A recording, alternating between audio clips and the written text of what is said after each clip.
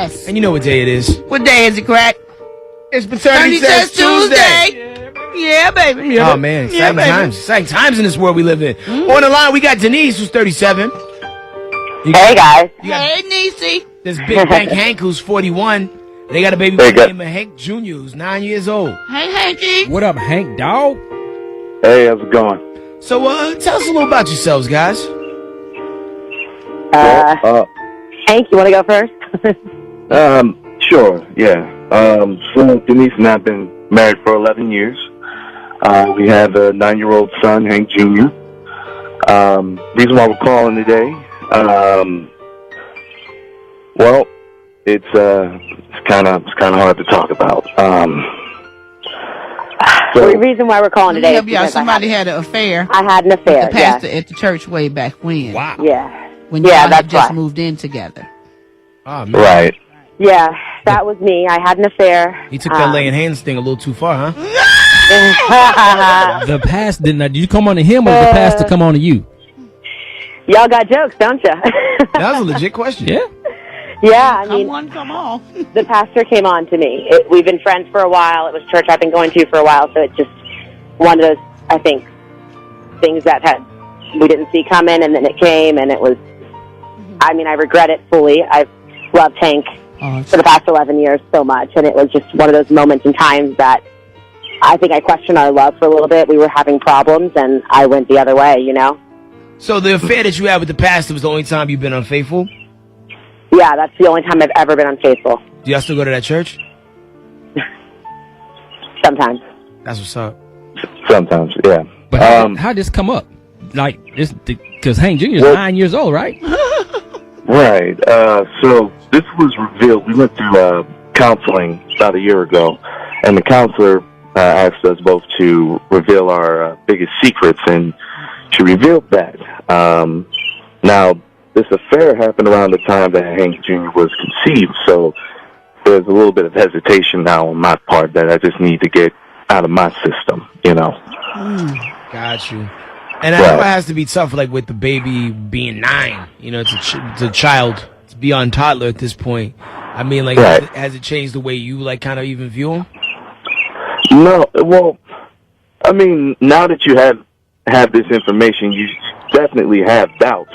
I mean, I'm still that kid's dad. There's no way around that.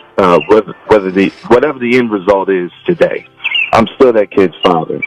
It's just I need to know in order for me to move on, you know, and to move forward. I need to know if this kid is actually mine.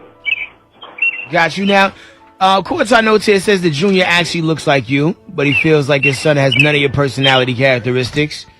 Yeah. Like, you know, you like with a name like Hank, you know, you come off as a masculine dude. You like fix trucks and stuff. Is that excuse me, Crack? Is that a pet bird in the background? It sounds like, right? Little pet bird? What's going on with the background now? I don't know. Okay. But yeah, Y'all live in the forest? We're in the forest having a conversation. Yeah. So, like, but you feel like, you know, like Hank is a little softer than you are. Yeah. Well, I mean, let me put it like this. I'm really into sports. I was athletic. I played basketball when I was in high school, things of that nature, and in middle school. And I was always into sports, always into just sports-related activities and everything like that. Hank Jr. is just, he's not into it at all. I mean, he does favor me a little bit. He does favor me looks-wise, but, you know, I'll put it like this. He'd rather listen to Beyonce and Rihanna, and he wants to grow up and be a hairstylist, he told me one day. And, you know, I know that's like small stuff, but now with all this information, it just rattles in your brain, you know? I mean, kids go through phases. What's wrong like with him wanting to be a hairstylist? Right. Yeah, like, I mean, because barbers are considered hairstylists. Mm-hmm. He made it clear he didn't want to be a barber. He wanted to be a hairstylist. Does he want to do nails? I haven't asked him that question. I'm not gonna lie. I mean, no matter what, you gotta love him regardless, right? I mean, like, you know, judgment free zone here, man. And kids go through little phases. I get it. Right.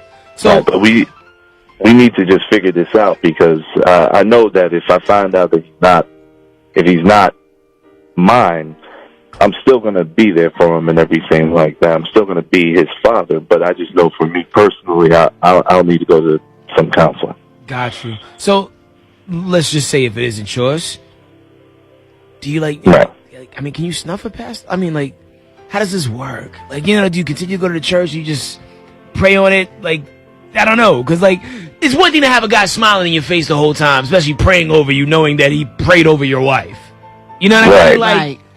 you know, that's mad disrespectful. What kind of pray? I mean, Like, P-R-E-Y. Oh, good.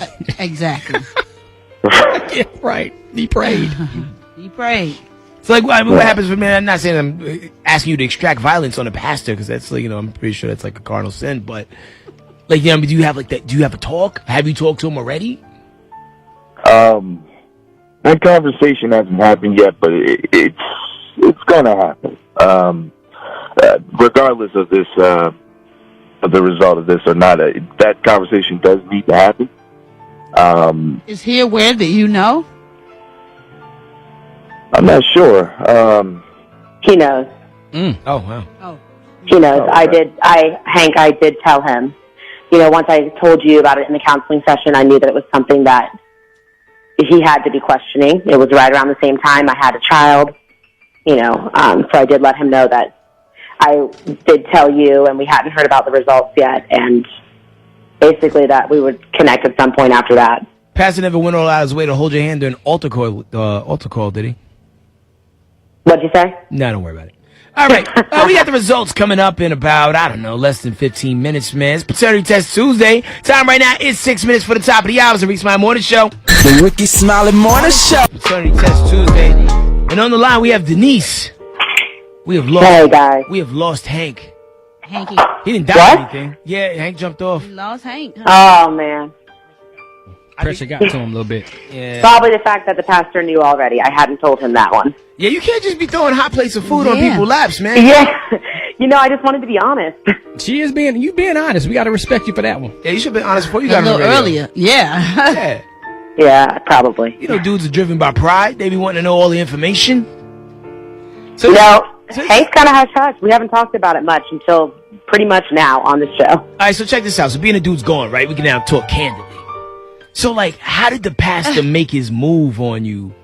You know what I'm saying? Like, I mean, like, Was it during the offering? Or was it altar call? Or did he just watch you throughout the service? Did he preach his message to you? Did he tell the choir to sing A and selection B to you? did the song selection change? I'm glad you guys can find humor in this.